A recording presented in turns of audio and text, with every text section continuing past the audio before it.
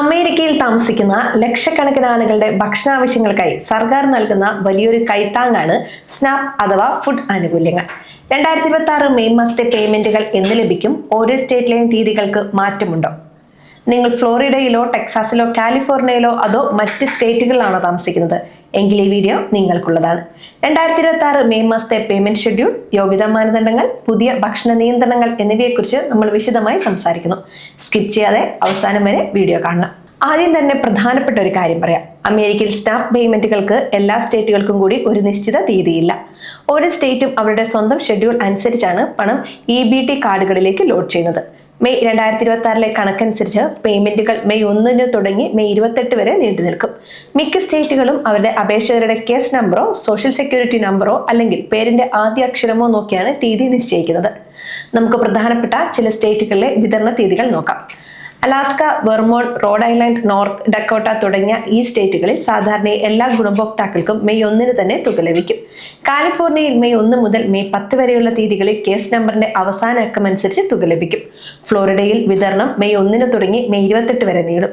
നിങ്ങളുടെ കേസ് നമ്പറിലെ 9ാമത്തെയും 8ാമത്തെയും അക്കങ്ങൾ, അതായത് പുറകോട്ട് വായിക്കുമ്പോൾ നോക്കിയാണ് നിങ്ങളുടെ തീയതി നിശ്ചയിക്കുന്നത്. ടെക്സസിൽ മെയ് 1 മുതൽ മെയ് 28 വരെയാണ് സമയം. ഗ്രൂപ്പ് നമ്പറുകൾ അനുസരിച്ചാണ് വിതരണം നൽകുന്നത്. ന്യൂയോർക്ക് സിറ്റിക്ക് പുറത്തുള്ളവർക്ക് മെയ് 1 മുതൽ മെയ് 9 വരെ, ന്യൂയോർക്ക് സിറ്റിയിലുള്ളവർക്ക് മെയ് മാസത്തിലെ വിവിധ തീയതികളിലും, അരിസോണയിൽ മെയ് 1 മുതൽ മെയ് 13 വരെയും, ഇലിനോയിൽ മെയ് 1 മുതൽ മെയ് 20 വരെയുമുള്ള തീയതികളിൽ തുക ലഭിക്കുമെന്നാണ് നിലവിലെ റിപ്പോർട്ടുകൾ സൂചിപ്പിക്കുന്നത്.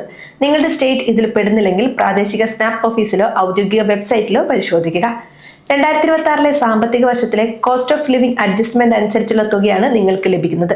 കുടുംബത്തിലെ അംഗങ്ങളുടെ എണ്ണം അനുസരിച്ച് പരമാവധി ലഭിക്കാവുന്ന തുക താഴെ പറയാം. ഇനി ഓരോ അധിക അംഗത്തിനും ഏകദേശം $218 വീതം അധികമായി ലഭിക്കും. ഓർക്കുക, ഇത് പരമാവധി തുകയാണ്. നിങ്ങളുടെ വരുമാനവും മറ്റു ചിലവുകളും കണക്കിലെടുത്താണ് കൃത്യമായി തുക നിശ്ചയിക്കുന്നത്. അതേസമയം 2026 ഏപ്രിൽ മുതൽ ചില സ്റ്റേറ്റുകളിൽ, പ്രത്യേകിച്ച് ഫ്ലോറിഡയിലും ടെക്സാസിലും, സ്നാപ്പ് ആനുകൂല്യങ്ങൾ ഉപയോഗിച്ച് വാങ്ങാവുന്ന സാധനങ്ങളിൽ കർശനമായ നിയന്ത്രണങ്ങൾ ഏർപ്പെടുത്തിയിട്ടുണ്ട്.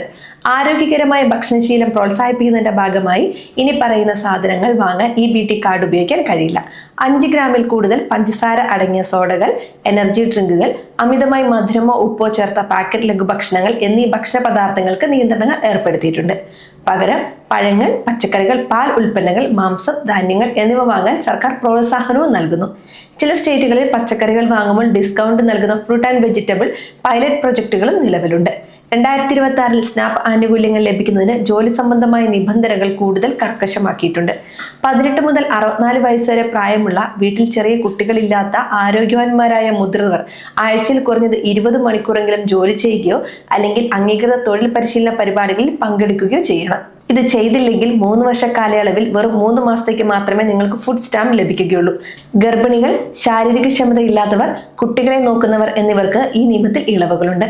മെയ് മാസം അവസാനിക്കുന്നതോടെ സ്കൂളുകൾക്ക് അവധി തുടങ്ങുകയാണ്. ഈ സാഹചര്യത്തിൽ കുട്ടികളുള്ള കുടുംബങ്ങൾക്ക് സഹായകരമാകുന്ന ഒന്നാണ് സമ്മർ EBT അഥവാ സൺബക്സ്. 2026 ജൂൺ മുതൽ സ്കൂൾ കുട്ടികളുള്ള അർഹരായ കുടുംബങ്ങൾക്ക് ഓരോ കുട്ടിക്കും $120 വീതം അധികമായി ലഭിക്കും. ഇതിനായി മിക്കവരും പ്രത്യേകം അപേക്ഷിക്കേണ്ടതില്ല. ഓട്ടോമാറ്റിക്കായി നിങ്ങളുടെ കാർഡിലേക്ക് ഈ തുകയെത്തും.